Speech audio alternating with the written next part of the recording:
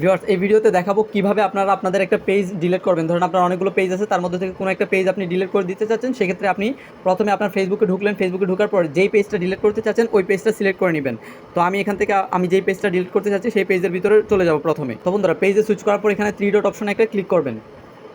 এখানে প্রোফাইল আইকনে ক্লিক করার পর এখান থেকে সেটিংস অপশনে একটা ক্লিক করবেন। সেটিংস অপশনে ক্লিক করার পর একেবারে স্ক্রল করে নিচের দিকে চলে যাবেন। নিচের দিকে আসার পর বন্ধুরা এখানে দেখতে পাবেন অ্যাক্সেস অ্যান্ড কন্ট্রোল একটা অপশন। এই যে দেখতে পাচ্ছেন অ্যাক্সেস অ্যান্ড কন্ট্রোল, এই অপশনটার মধ্যে একটা ক্লিক করবেন। এই অপশনে ক্লিক করার পর এখান থেকে আমরা আজকে দেখাবো এই যে ডিলিট পেজ, যেটা কীভাবে পেজটাকে ডিলিট করবেন। তো এখানে ডিলিট পেজ অপশনে একটা ক্লিক করতে হবে। ক্লিক করার পর এখান থেকে কন্টিনিউ অপশনে একটা ক্লিক করতে হবে।